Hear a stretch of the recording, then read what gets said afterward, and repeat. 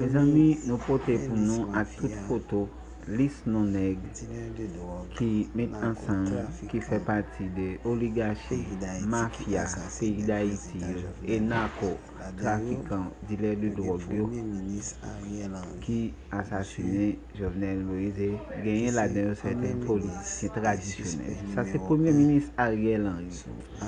Ariel Henry c'est un suspect numéro 1 dans assassiné Jovenel Moïse.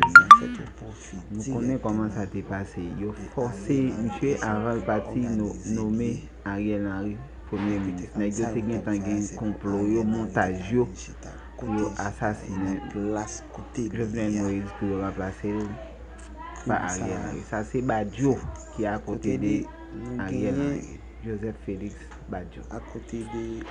Ça c'est Ouldovja. Ouldovja, nous tous connaissons qui est un gros drogue dealer. Ça c'est clair. Ça c'est chef police qui était là dans l'époque là, Léon Charles. Oui, ça c'est Léon Charles. Tout le monde ça fait partie du complot assassiné Jovenel Moïse. Ça c'est Palacios. Palacios, on a été parlé et il dit tout ça qu'on est déjà. Ça c'est toujours Palacios. Monsieur Sandoval regarder là, il est Marc-Antoine Accra. Ça c'est une oligarchie. Ça c'est toujours monsieur. Monsieur Sandoval regarder là encore. Ça c'est Dimitri Vob. Tout nèg ça c'est nèg ça qui fait pas mal au pays. Mais regardez yo bien. Là nous gagnons avec nous là monsieur ça c'est Kiko Saint-Rémy. Oui, c'est toujours Kiko Saint-Rémy. Ça, c'est Michel Martelly à tout Laurent Gagot. Regardez, c'est politicien, drogue dealer, oligarchie et mafia qui fait pays à passer, travail à passer là. Ça, c'est toujours Michel Martelly. Ça, c'est Michel Martelly qui a présenté Baz Galil, mais toute Baz Galil là, Dieu de lui. Ça c'est toujours Kiko Saint-Rémy, il y a un pic pour mafia avec Yagé. Toujours Kiko Saint-Rémy, il y a un pic pour mafia. Regardez bien et prenez ça nous, regardez, identifiez. Ça c'est toujours Kiko Saint-Rémy, Sophia qui s'est cédé. Ça c'est John Joel Joseph, sénateur qui est impliqué dans l'assassinat de Jovenel Moïse. Ça c'est Dimitri Hera, chef IRGPN. Il y a un Jovenel qui fait confiance qui est dans le complot qui a assassiné. Ça c'est dans l'oligarchie qui va être comme ça, c'est Dr. Boulos. Nèg ça, pour une maquette pour y parler, pour passer une série de bagages pour faire. Faut que c'est pas lui-même pour passer. Ça c'est toujours Kiko Saint-Rémy qui prend plaisir avec famille. Mais Pascal Boniface qui va expliquer nous en long et en large comment ça s'est passé et qui ça Miami Herald te dit sous dossier ça. Bonjour, je voudrais vous parler aujourd'hui de la situation en Haïti sur l'enquête par rapport à l'assassinat du président, puisque le New York Times vient de publier un article extrêmement intéressant, extrêmement documenté, qui revient sur les circonstances de l'assassinat du président Jovenel Moïse. L'article s'intitule « Haïti, le président haïtien dressait une liste de narcotrafiquants. Ces tueurs l'ont saisi ».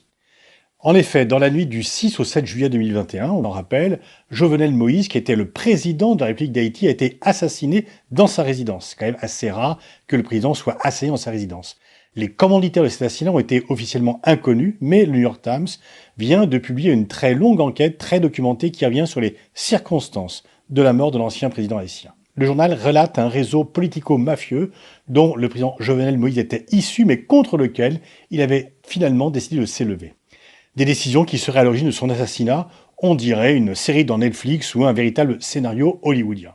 Jovenel Moïse succède en 2017 à Michel Martelly, qui a été président de 2011 à 2016, après un report des élections présidentielles et intérim d'1 an du fait d'irrégularités dans le scrutin. Jovenel Moïse avait dans un premier temps été le partenaire d'affaires des différents hommes influents dont plusieurs sont par la suite soupçonnés d'être impliqués dans des trafics de drogue. C'est ainsi qu'il va rencontrer Charles Kiko Saint-Rémy, qui n'est autre que le beau-frère de l'ancien président Michel Martelly. Personnage pour le moins sulfureux, M. Saint-Rémy a reconnu avoir été impliqué dans le trafic de drogue avant de se ranger les camions et de se réorienter vers une activité plus légale, l'industrie de l'anguille. C'est dans ce domaine que Jovenel Moïse, travaillant à ses côtés, avant de se lancer dans l'industrie bananière. C'est donc via Saint-Rémy qu'il va rencontrer Michel Martelly. Michel Martelly, ne pouvant, du fait de la Constitution, réaliser 2 mandats consécutifs à la tête de l'État haïtien, il s'agit pour lui de trouver un successeur. L'ancien président trouve dans Jovenel Moïse le parfait candidat, un entrepreneur d'origine modeste, ce qui peut plaire à la population, qui est plus noir de peau que lui, donc qui est plus représentatif. Et il pense qu'il va pouvoir le contrôler et retrouver son poste et surtout ne pas être inquiété pour les différentes affaires de détournement de faux dans lesquelles il est sévèrement impliqué. Bref, un homme de paille qui va tenir la place. Jovenel Moïse ayant lui-même bénéficié du système de corruption en place sous son prédécesseur, ayant reçu d'importantes sommes d'argent via des subventions, pas toutes justifiées, il pense qu'il va être parfaitement contrôlable. Et à son arrivée, Jovenel Moïse renvoie les dirigeants d'unités de corruption qui enquêtaient sur son propre cas. Sa campagne de Moïse a été en fait menée par les équipes de Martelly, par Martelly lui-même, qui d'ailleurs n'hésitait pas à faire de l'ombre à son protégé, qui n'était considéré que comme un homme de paille. Comme le rappelle le New York Times, la femme de Martelly allait jusqu'à déclarer « Jovenel est une propriété ». Mais, arrivé au pouvoir, c'est toujours Martelly et Saint-Rémy, la famille, les parrains, qui tenaient les rênes et qui choisissaient les collaborateurs et membres du gouvernement de Moïse. Il lui impose ainsi la présence de Dimitri Hérard, membre des équipes de sécurité de Martelly, qui va devenir le chef de la police de protection de Jovenel Moïse. Hérard est lui-même impliqué dans différentes affaires, notamment le trafic de cocaïne et d'armes. Moïse n'entretient pas de bonnes relations avec lui, qui était pourtant en charge de sa propre sécurité. En février 2021, Hérard prétend avoir déjoué une tentative de putsch à l'encontre de M. Moïse.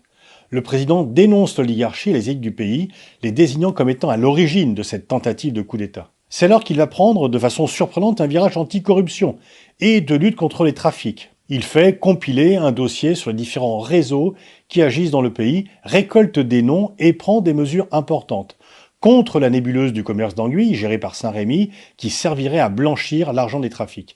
Il fait également détruire une piste d'atterrissage clandestine, qui servirait de trafic, notamment de voies de passage entre les producteurs d'Amérique du Sud et les consommateurs d'Amérique du Nord. Il projette également de nationaliser un port sous le contrôle des proches de Martelly, qui sert d'entrée à des cargaisons d'armes dans le pays à différents trafics. Enfin, il tente également de reprendre le contrôle des douanes, les économistes haïtiens estimant que le pays perd environ 500 millions de dollars par an à cause de la corruption au sein des douanes. Bref, il s'attaque au système, il multiplie les mesures qui touchent les intérêts de ceux qui l'ont mis en place. La nuit de son assassinat, aucun coup de feu n'a été échangé entre les assassins du président et les forces de protection de ce dernier, dirigées par Hérard, ce qui laisse supposer quand même une très grande complicité, et que ces derniers ont laissé volontairement rentrer le commando.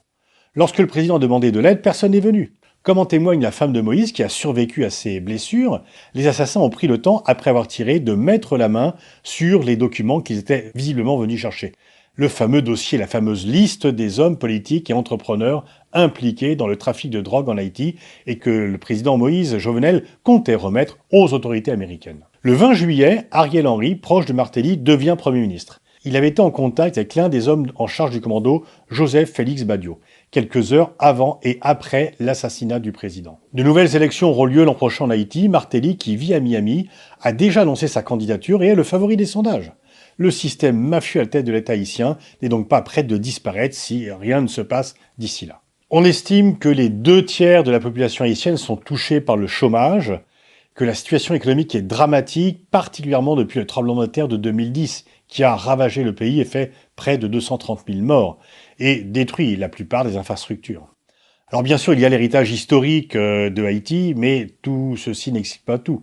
En 60, Haïti est au même niveau économique que la République dominicaine.